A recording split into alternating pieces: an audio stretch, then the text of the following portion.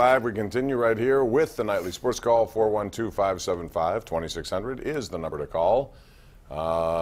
Get on it. Let us know what you think. We got this tweet from Sherry Sabatino who says, guys watching the Nightly Sports Call, you ask about number 33. He passed away from complications, according to Sherry here, our tweeter, from viral infection back in October. It was on the Flames website. And Gene, he spent a lot of time in Calgary, so right. If that's true, then that's a shame, because a viral infection could really, it's an awful situation. It really is. All right, 412-575-2600. Let's get to the lines. We'll begin with line 3, Bert in Bell Vernon. Hey, Bert. Hi, Bob. Gene. Hey. Yeah, I don't want to see Joe Hayden until Cleveland. I think putting him in this week or even the following week is kind of a panicky move. As far as beating New England, I think two things that they really need to do to beat New England.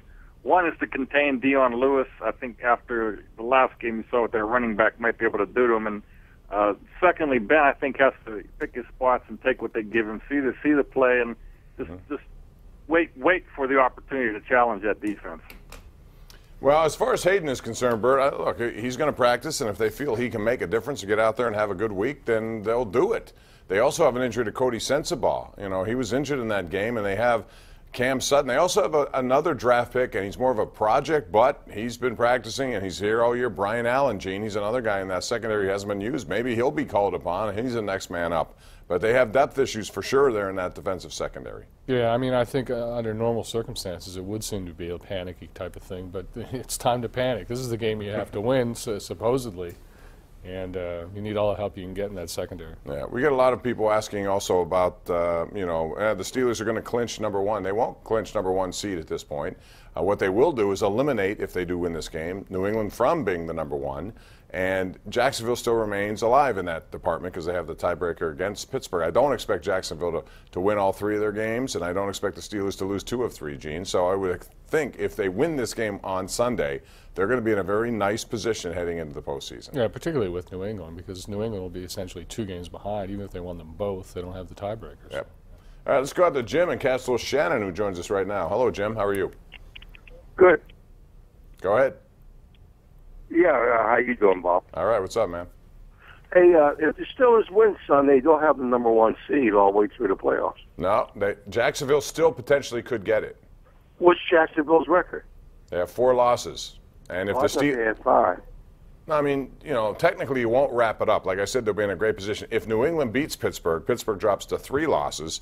They lose the tiebreaker to New England, plus Jacksonville still can move up on them. And you don't want to be a 3 seed in this case because that puts you in a wild card round. So I don't think that's happening, and thanks for the call. But, Gene, it's out there, and it still potentially can happen. Yeah, and Jacksonville's still playing really good defense, which is critical toward the end of the season. I mean, they're a big factor.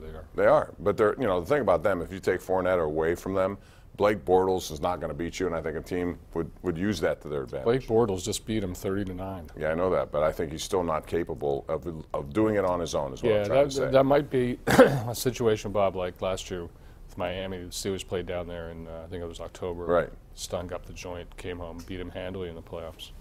Yeah, we'll see. I know one thing. New England, I don't think, has ever won a Super Bowl when they've been other than a 1 or 2 seed.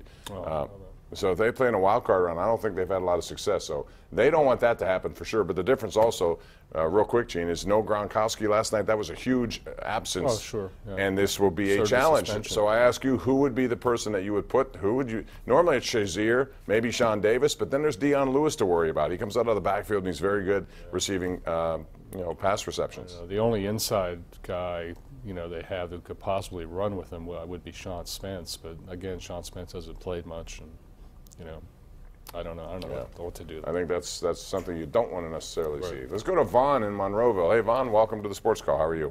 Hey, guys. How you doing tonight? Good, thanks. Hey, let me give you my concept on this. I watched the game last night, and what I seen was that Miami had great corner play. Those guys were like physical on New England's receivers, and what concerns me is I don't see our corners playing like that. They always play like 10 yards back, which open up that zone, and Tom Brady's going to kill them like that. That's if he gets protection. If he doesn't, Right. again, the key is going to be trying to put some pressure on. They're going to need their defensive line to be as good as they've ever been in a game. Right. I agree. They got to put pressure on Brady, or if not, it's going to be a field day, man. Thanks a lot, guys. All right, thank you. Appreciate it. And Howard was good last night, Gene. He was all over Brandon Cooks, and they let him play. It was a physical game from a point. There was some combat balls, as they like to say, in the secondary, and they didn't call penalties. No, that's exactly right. Miami's secondary did a great job. All right, let's go out to line 3. That would be George in Bethel Park. Hello, George. How are you today? Hi, Bob. Thanks for taking my call. Yes, sir. I got a question. You said Roethlisberger threw 3 500-yard games. Yep. Did he win all 3 games? Yep. Okay. Thank you very much. And he had 11 touchdowns and no interceptions in those 3 games combined. That's great. Yeah, that's hard to do, but you know what? Who would have ever thought that they'd have 66 attempts in a game like the Baltimore game? And if you look at the first time they met, Gene, it was Le'Veon Bell carrying the ball all day long, and they couldn't stop that. It's kind of a nice thing to know that they can go either way, and I think Mike Tomlin alluded to that today. But I don't think they want to pass the ball 66 times in this game. That's what I was just going to say. If he throws it 66 times Sunday, will they win? Likely not, only because that would indicate you're either trailing or you like to run the ball with Le'Veon Bell, and I think that's one thing that Belichick's going to try to stop. Well, it's interesting. In those 2 games that I alluded to where they kept Brady off the field, in one game they had Deuce Staley run for about 125 yards and Bettis for another 65. So they really controlled it on the ground. But in the other one, Ben threw 50 times. Well, you never know how it's going to go. As Mike Tomlin says, he likes to be in the kitchen this time of year, and the kitchen is Heinz Field. We'll find out what the chef can put together on the menu. It's going to be one of the most watched games of the season, and you'll see it on KDKA TV. Our pregame coverage begins 11:30 a.m. on KDKA. Game just 5 hours before the game? Yeah, that's all. And then after the game, we're on for 2 more hours. The show is longer than the game? Longer than the game. And then 2 hours, no, it's not that long. And then 2 hours after the game right here on Pittsburgh CW. We're due for a break. We'll take it. 412-575-2600 is the number to call. We'll be back with more right after this.